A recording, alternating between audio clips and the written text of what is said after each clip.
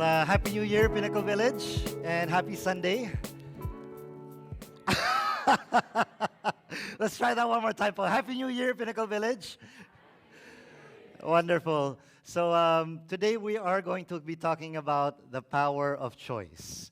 I don't know how many of us have played these games before, but maybe you were about to make a choice or a decision in your life, and you didn't know what to choose.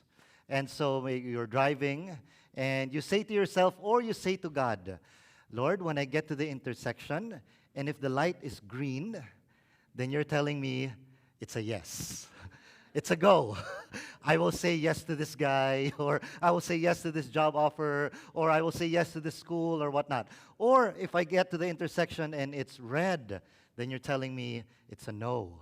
You're telling me I'm not going to go for it, stop. Or if I get to a yellow, you're telling me, go faster. No, I'm just kidding, right? So I don't know about how many of us have played that games, but we get to realize that our life really is a summation of all our choices and our decisions. It's a series of all our choices and decisions. And I know many of us here today, we have some idea of what we want 2023 to be like, right? Maybe you have an idea that next year, or rather this year, I want to learn a new skill. That's how I want, we have some idea of how we want this year to turn out to be. Maybe some of us, we want to say, I want to get myself out of debt for this year. Or I want to learn or be a better team player at work or be a better leader. Whatever that is, each one of us have some idea of what we want this year to be.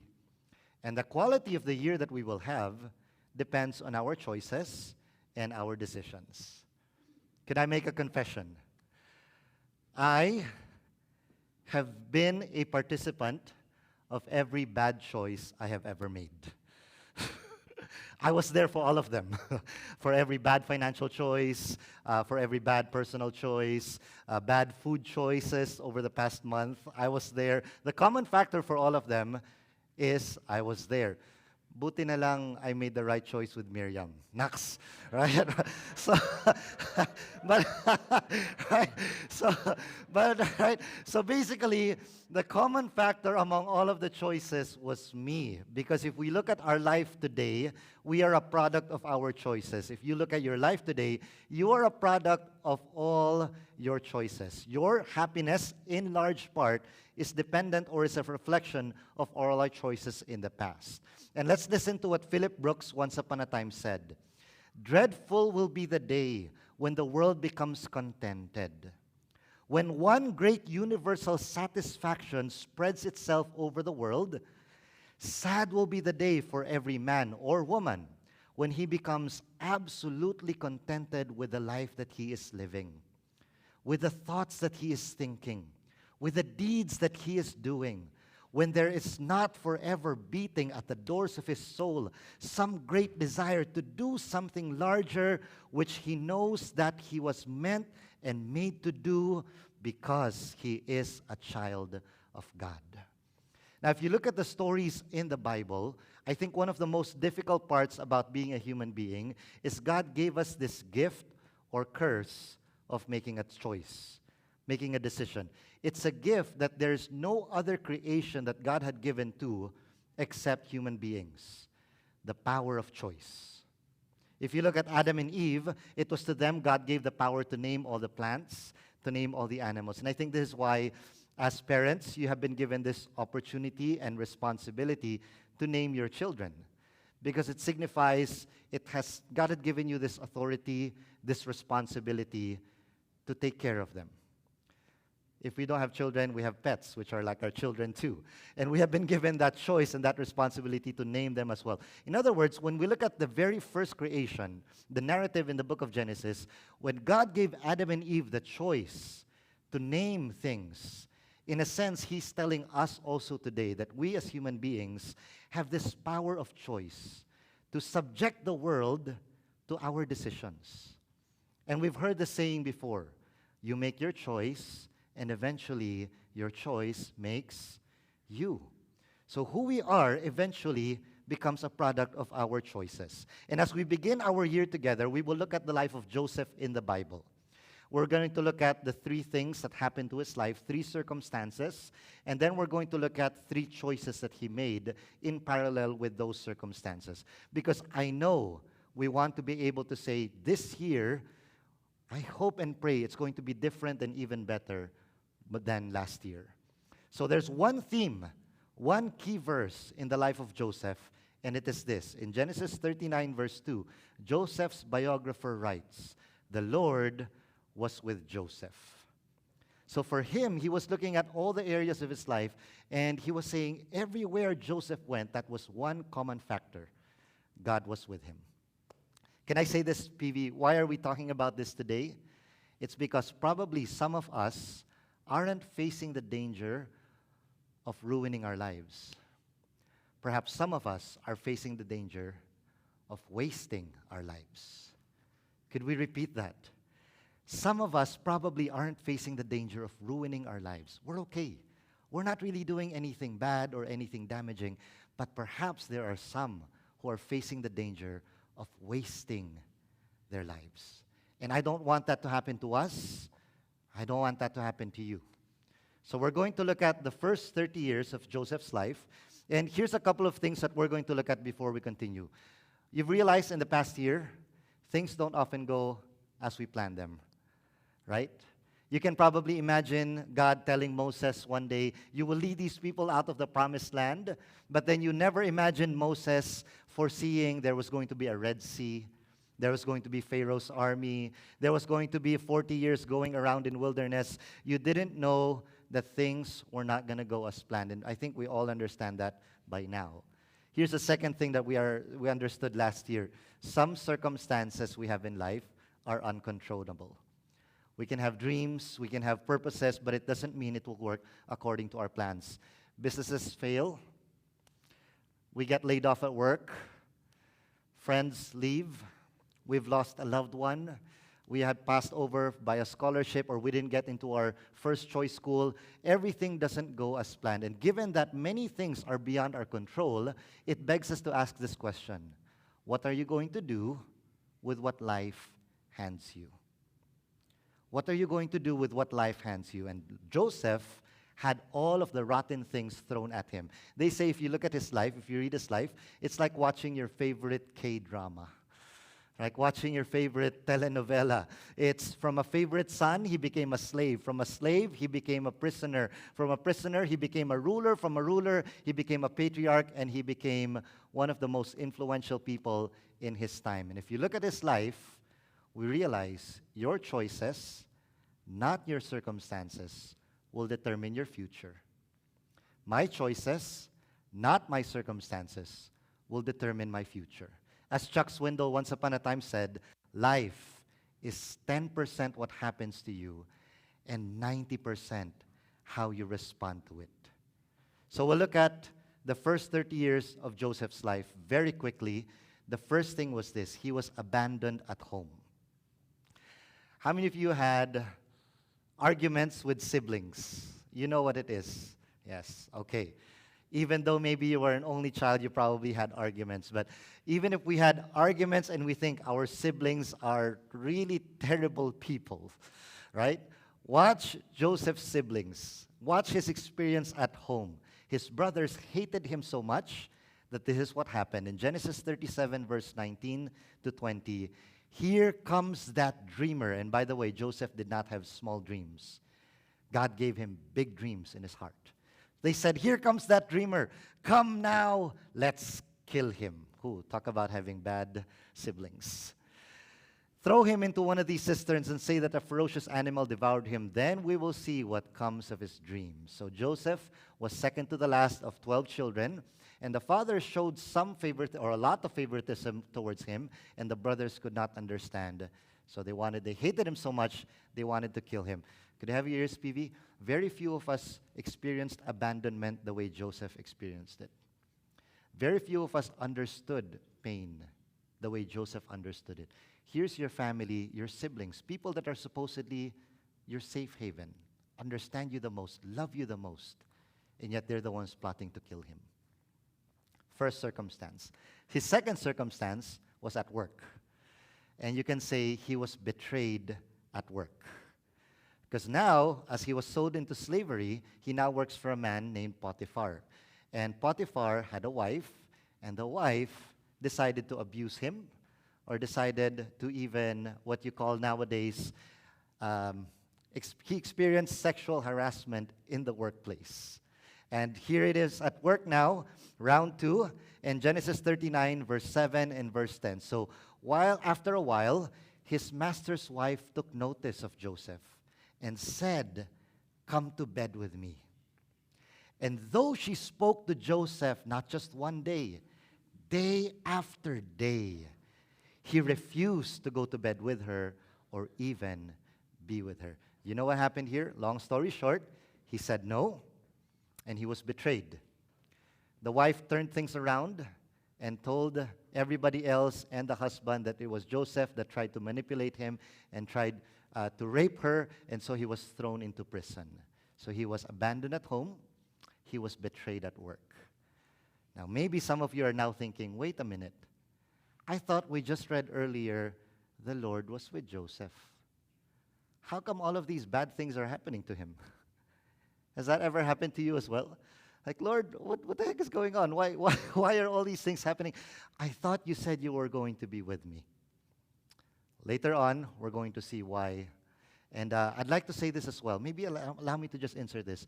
This is where we will know love never really existed in the relationship between Potiphar's wife and Joseph. Because the very first definition of love, according to 1 Corinthians 13, is love is patient. It knows how to wait. And so this is how you know there wasn't really any love there. At best, it was just lust.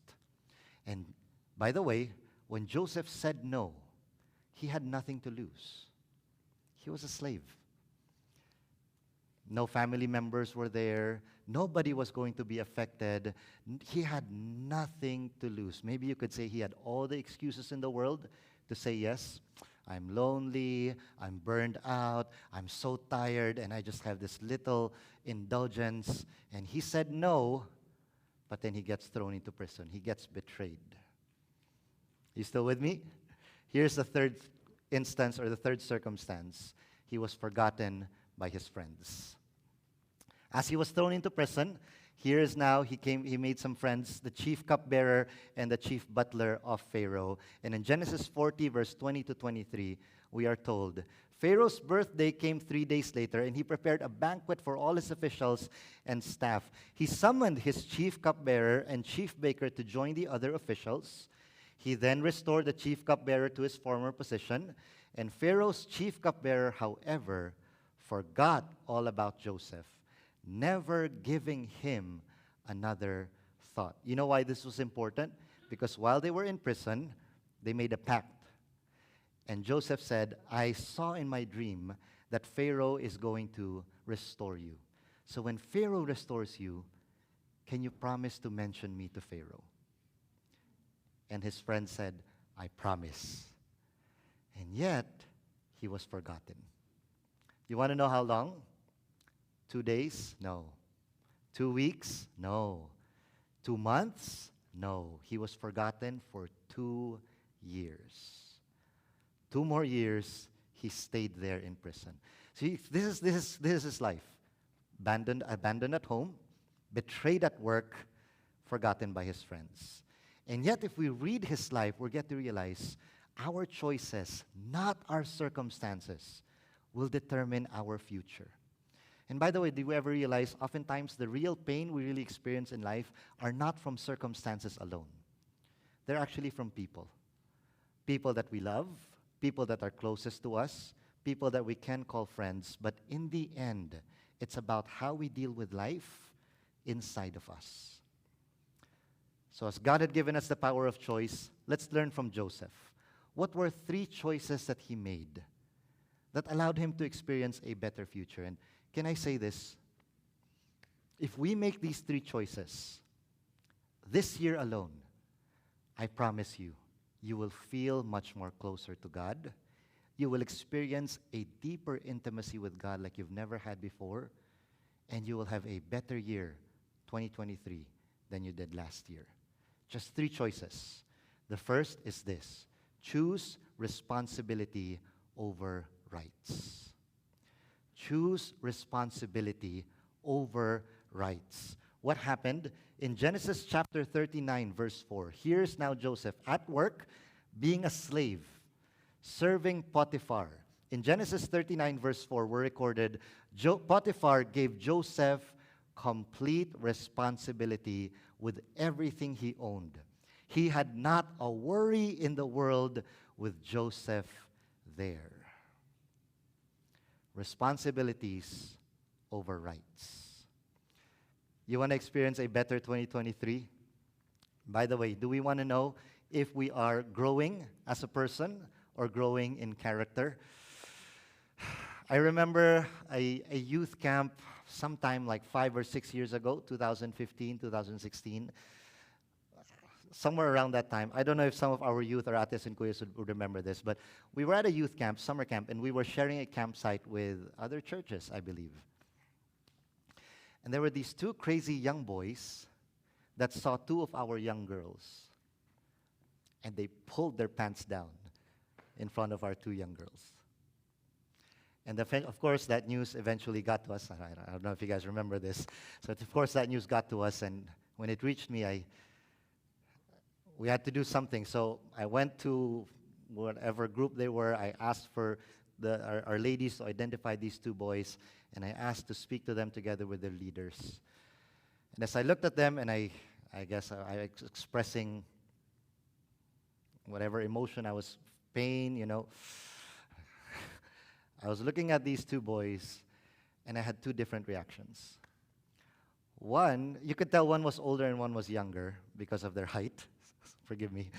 But one was older and one was younger. But you see, the younger one said, "I'm sorry," owned up to it, took responsibility for his actions.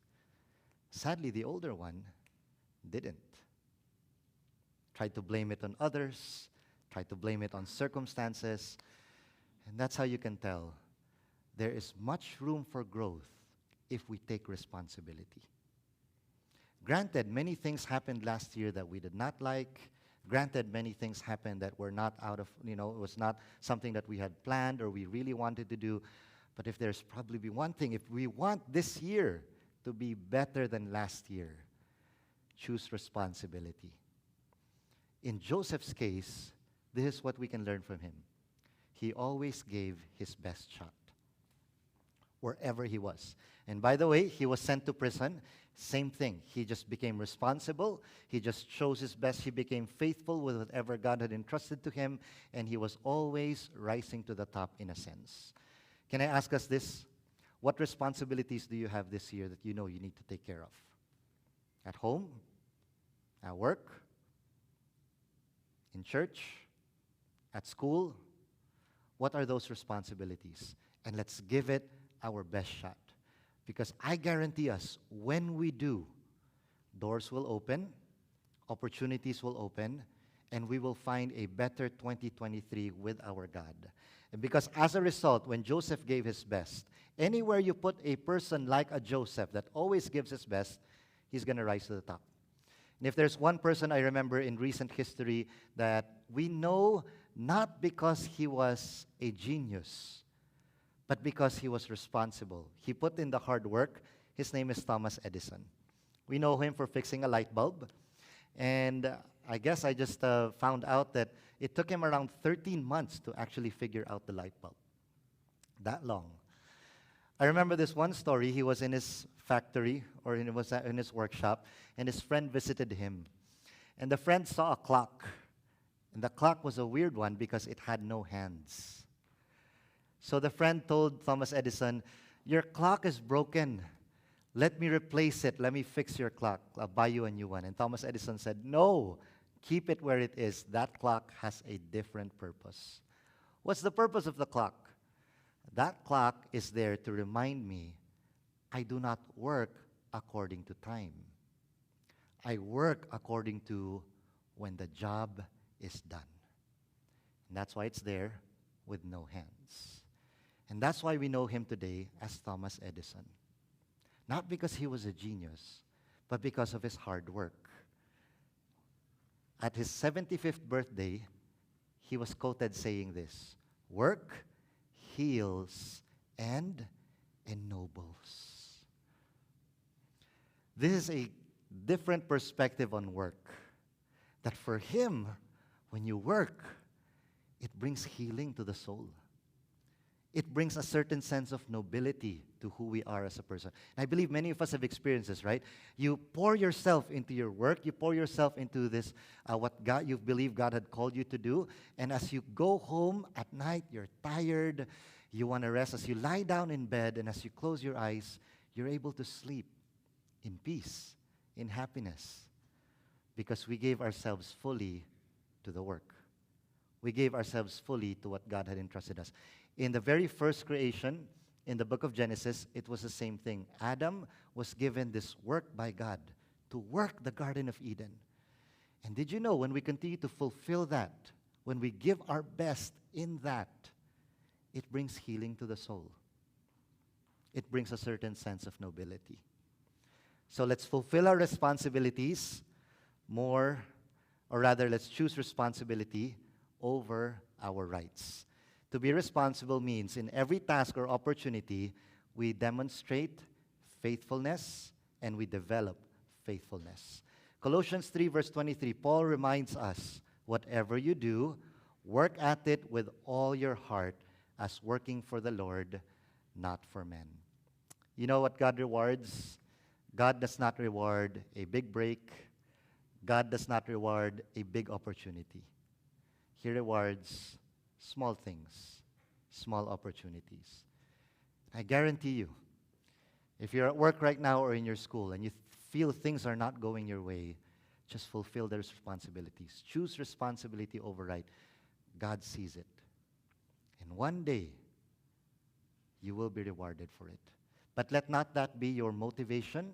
Let it be, God, I'm going to do this because in the end, really, ultimately, I'm serving you and not really any human being.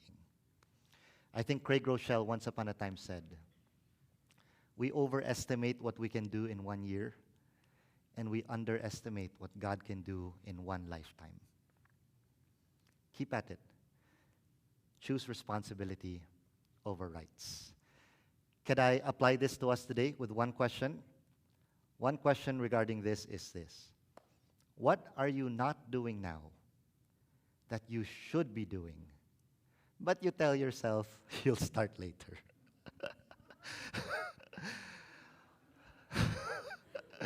What are you not doing now, but you know you should be doing, but you tell yourself, I will start later? Like last night at the we were celebrating early New Year's last night, and we were telling ourselves, I will start my diet tonight.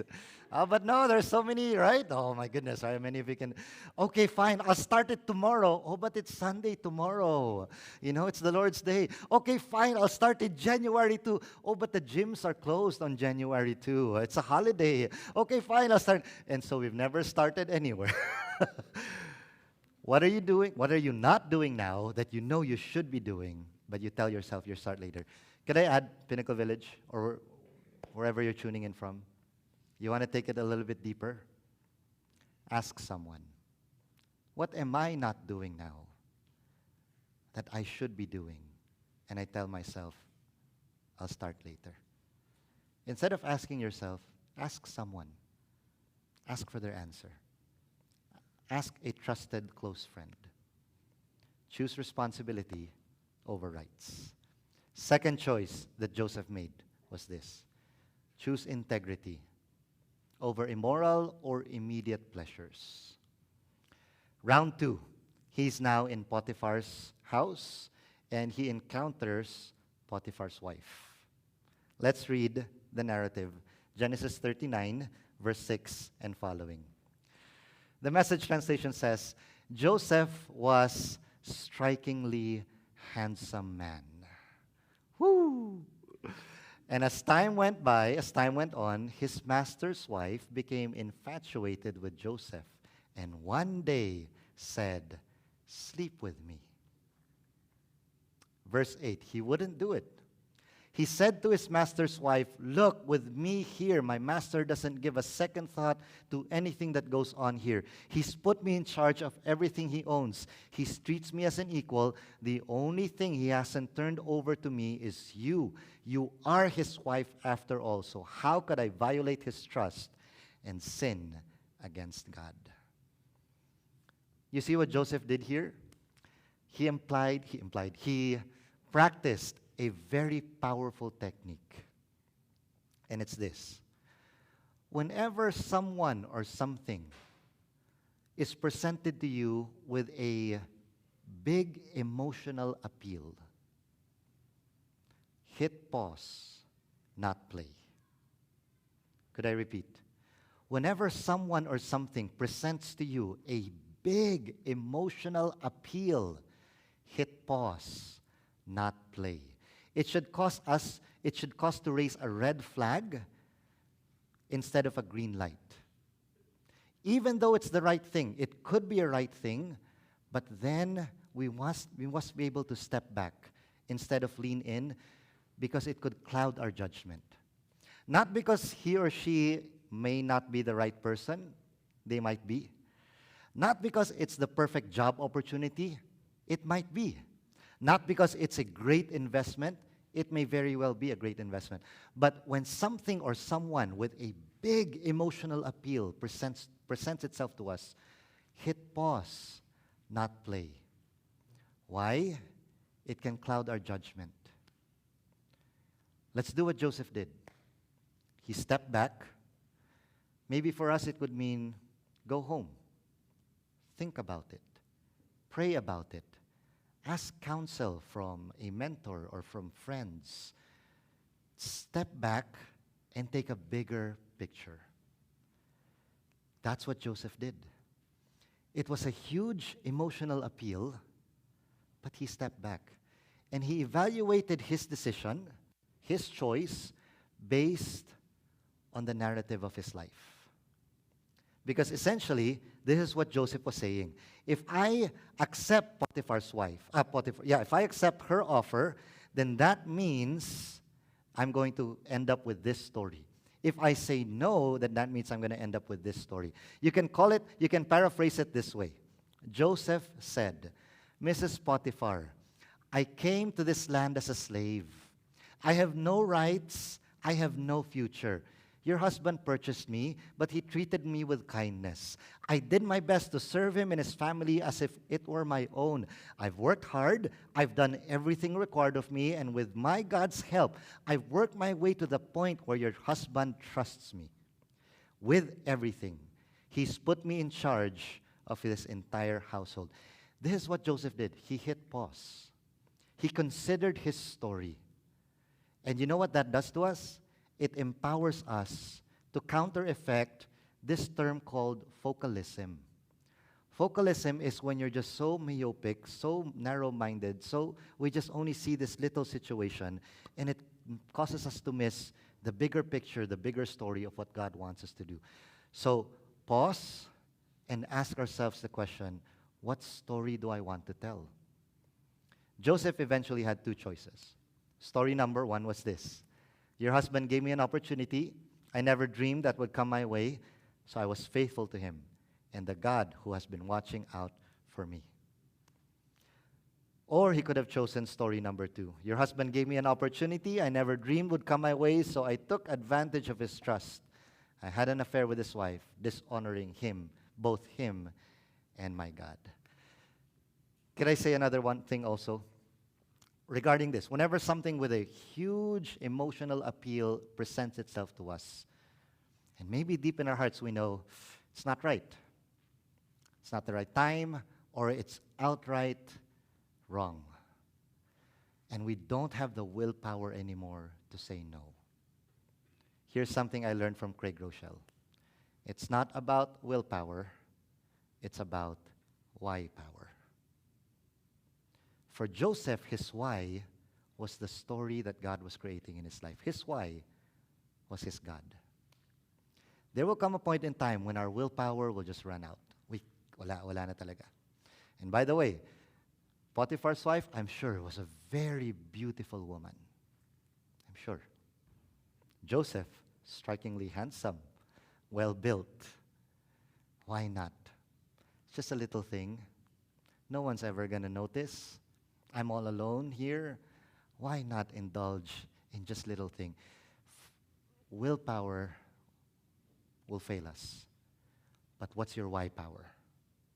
And what's the story that's God creating in your life? Eventually, all the choices that we make will just be one day a story that we will tell. And that's from Andy Stanley. And so, watch what happened. Genesis 39, verse 10. Are we still following? Verse 10. She pestered him day after day after day. He stood his ground, and he refused to go to bed with her. There comes a point when willpower will no longer help us. It's now about why power. And in verse 11, on one of these days he came to the house to do his work, and none of the household servants happened to be there. So she grabbed him by his cloak, saying, "Sleep with me." But he left his coat in her hand and ran out of the house. And a lot of people that we know can maintain good moral standards because they know there's a lot to lose. But in Joseph's case, he knew he had nothing to lose, and yet he passed with flying colors. And we're reading his story now, or even rereading it again, because he made the right choice. Small thing or a big thing? Choose integrity over immediate or immoral pleasures. There's this book that C.S. Lewis wrote. It's entitled The Screwtape Letters. It's very interesting because C.S. Lewis aimed to approach the mindset of the devil. And in this book, he entitled the senior devil is named Screwtape, and he is mentoring a younger devil named Wormwood. And he entered that mindset, and if I'm not mistaken, it took him about 4 months to recover after writing that book. And in here, he gave a glimpse of what a conversation would be like for a senior devil mentoring a younger devil when it comes to temptations or sin. And he said, "You will say that these are very small sins. And doubtless, like all young tempters, you're anxious to be able to report spectacular wickedness. You know, we want the big things. We want, the one with the lights, the one with all the attention. We want all of these things. But do remember, the only thing that matters is the extent to which you separate the man from the enemy, meaning God. It doesn't matter how small the sins are, provided that their cumulative effect is to edge the man away from the light and out into the nothing.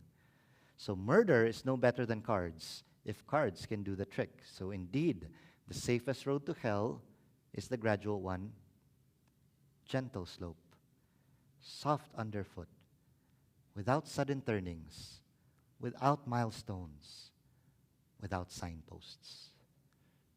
Pastor Gene, I believe, reminds us time and time and again, it doesn't take overnight for a man to be base. Small decisions, small choices. It might be small, but let's not forget, even one small leak can sink a huge boat. Doesn't matter how big the boat is. One small leak, if not taken care of, will sink the boat. And J.H. Morrison once upon a time said, "When we are foolish, we want to conquer the world. But when we are wise, we want to conquer the self." If you look at Joseph, he lived with integrity. He conquered himself. He led himself first before he desired to lead others, before God called him to be the second most powerful man in the world. He took care of his responsibilities over his rights, and he lived with integrity. But watch this. He said no, and what happened? He was thrown into prison. A lot of people believe that this was very telling, because here was a slave who was accused of sexually harassing the wife of his master.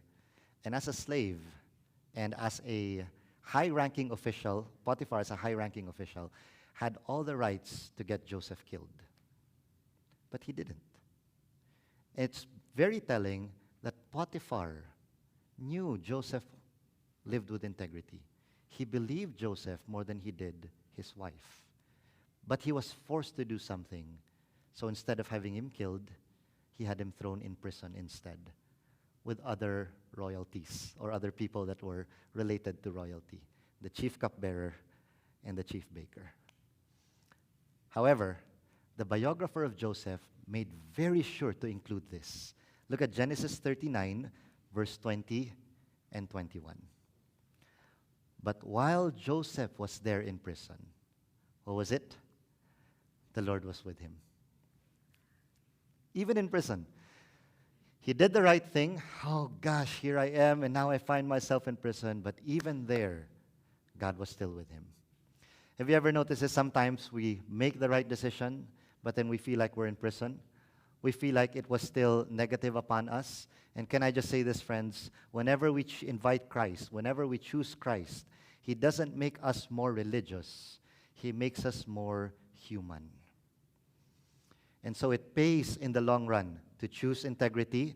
It pays in the long run to do the right things. It pays in the long run to say no to the things we need to say no to. I love Galatians 6, verse 7. Paul translates to us, don't be misled. No one makes a fool of God. What a person plants, he will harvest. So let's apply it for this point. Second question. What are you doing now that you know you shouldn't be doing, but you tell yourself, I won't do it later? What are you doing now that you know you shouldn't be doing, but you tell yourself, I'll start it later? You want to take it deeper? Ask someone, is there something I'm doing now that I know and you know I shouldn't be doing, but I just keep giving excuses and I tell myself, I'll do it later? If we do this, if we answer this correctly, I guarantee our 2023 will be better than 2022. Last choice is we need to choose to trust in God's sovereignty. Choose to trust in God's sovereignty.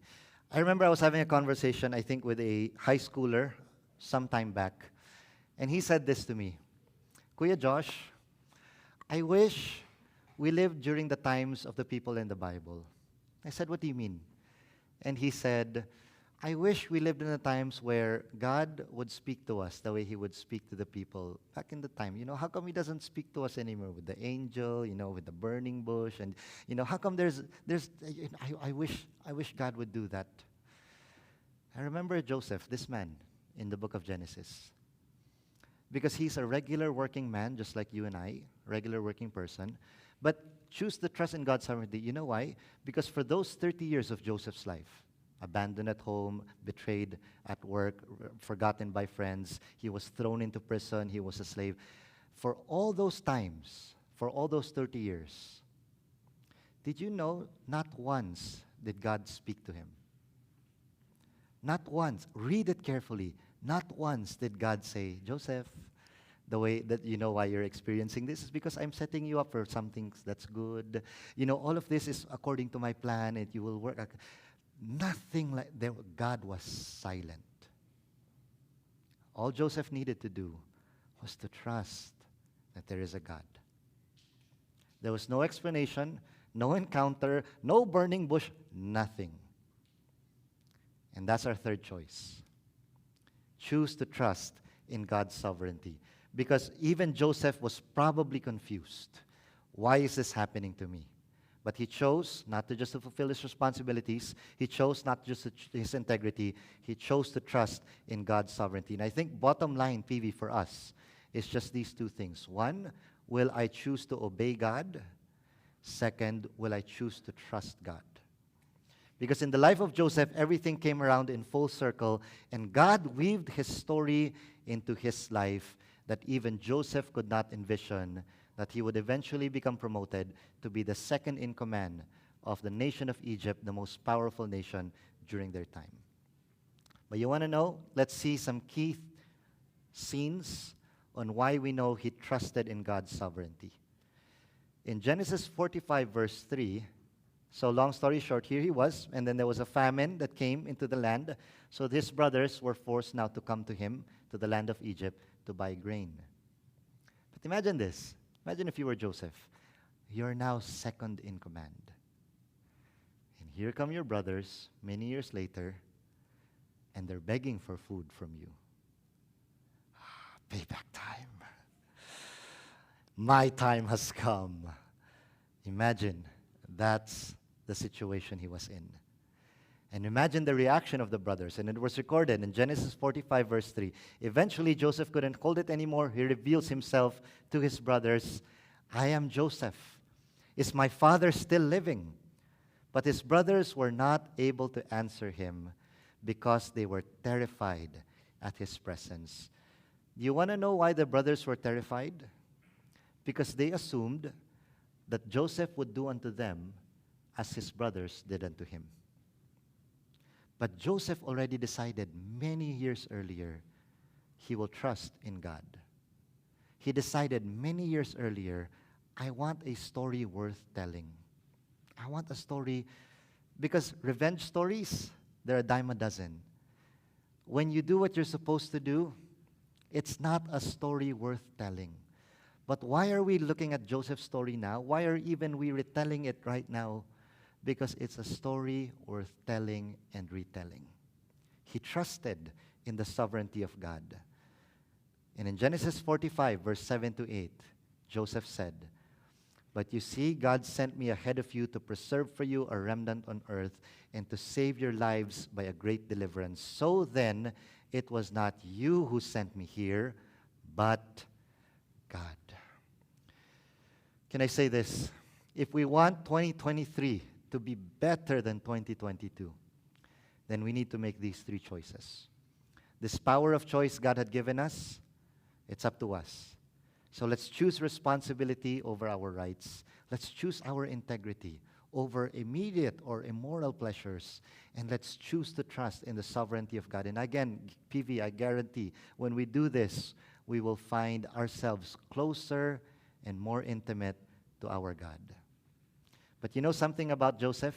It takes a person of great faith, great trust in God to be able to say, it was not you guys that sent me here. It was God. And these aren't ordinary people. These were his brothers. Can I say something also? You know something about pain? It often has a hidden purpose. And Joseph had a choice to trust in the sovereignty of God or to harbor bitterness. And bitterness, by the way, is an indicator that we don't trust in God. That God can weave everything that has happened in our lives together for a special reason. And that's called the purpose of God. And Joseph, again, didn't have any small dreams. His dreams were big. The dreams God imparted in his heart, they were huge. But the third choice he made was to trust in the sovereignty of God. Let's end with Proverbs chapter 3, verse 5 and 6. Trust in the Lord, not with some of your heart, not with 90%, not with 99% of your heart. Trust in the Lord with all of your heart. And then, lean not on your own understanding. There's so many times our challenge is we believe our understanding, we believe the lies, we believe the negative thoughts, but Proverbs says, don't lean on that. In all your ways, acknowledge Him, and He will make your paths straight. I believe with you that our year 2023 will be probably harder, but it can be better if we make these three choices. And if we choose, Lord, not just some of my heart, my whole heart, my whole soul, I choose you. I won't lean on my own understanding, and I will trust. Can we all rise? Let's sing the song together before we end in prayer today.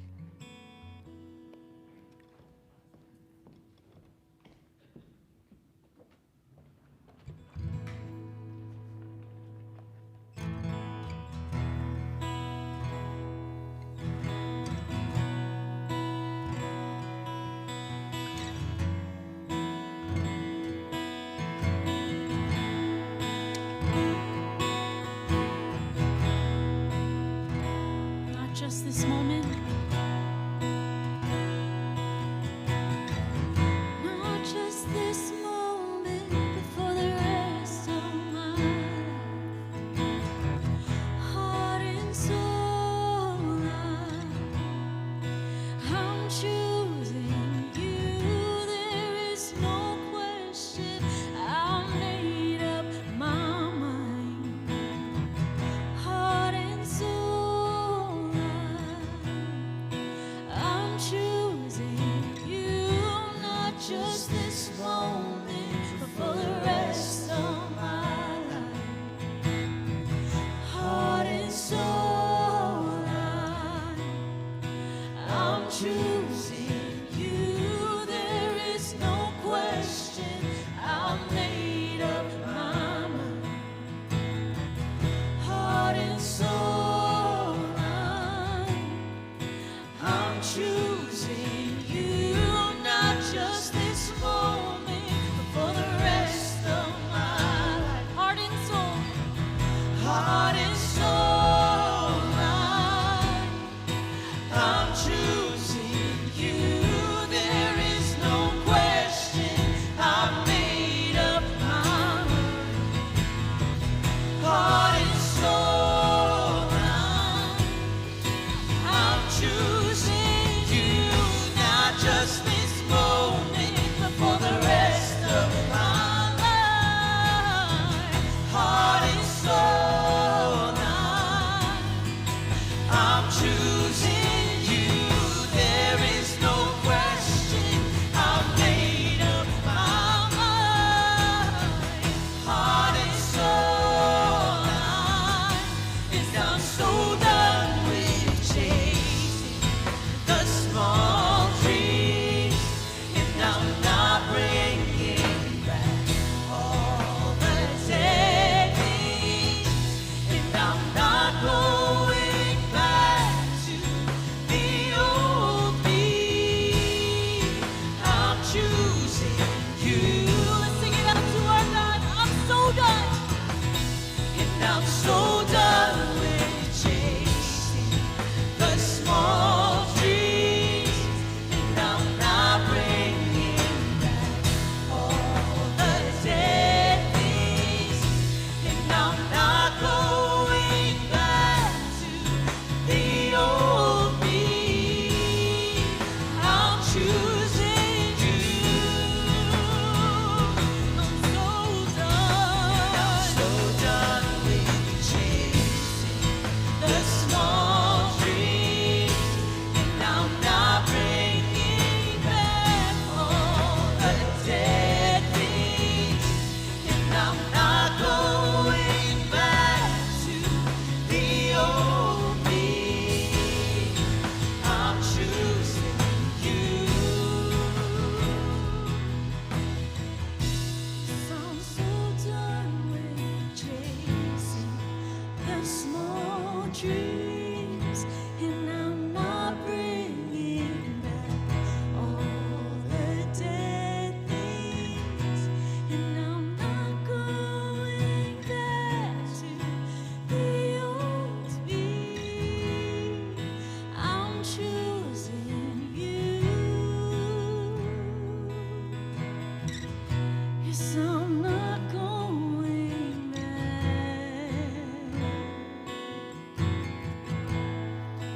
I'm choosing you. And I'm not going back.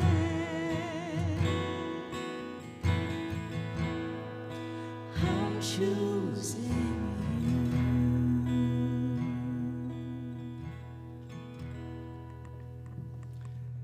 We're going to end in prayer. Could I invite you to bow down your heads, close your eyes, and just for the next moments, could I invite you to have a personal conversation with God? Just you, your heart, your emotions, your soul.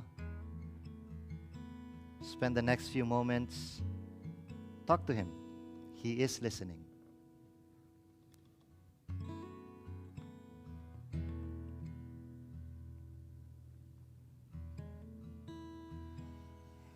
Heavenly Father, we Thank you for this gift, this power of choice. Thank you for the year 2022 as well. We're grateful. Your grace abounds. And we look back and we say, you have been faithful all throughout. So here we are facing another year. And Lord, we're also facing a lot of choices and decisions in our lives. And you know deep inside each and every one of our hearts that we want this year to be better. We want ourselves to be better. We don't want to go back to our old self, who we were before. We want to shed that away so that we can become the person that you have dreamed us to be. So here we are, Father, and we ask, be with us when we make our choices, when we make our decisions. Allow us to choose responsibility over our rights, to choose faithfulness, to choose our integrity, and possibly above all, to choose to trust in your sovereignty. So, Father, we're here, and we say, do your work in us and through us as well. We're excited for what 2023 can bring to us, and we're excited to journey with our huddles, to journey with our loved ones, and to journey with you. For we know we will always find you. So we thank you. Thank you even, Lord, for our privilege to give our tithes, to give even beyond our tithes, for your faithfulness in our lives in the area of our finances. So here we are once more. We would want to start this year right, and we give them to you with thankful hearts, with grateful hearts, with joyful hearts, saying thank you for providing for our needs, and you are our God even in our finances. We lift up to you every family, every job, every school. May you be with each one in the choices that we make, and may we find ourselves drawing closer to you each and every step. We love you from the bottom of our hearts, and we'd like to say with you, Happy New Year po. In Jesus' mighty name we pray. Amen and amen. Salamat.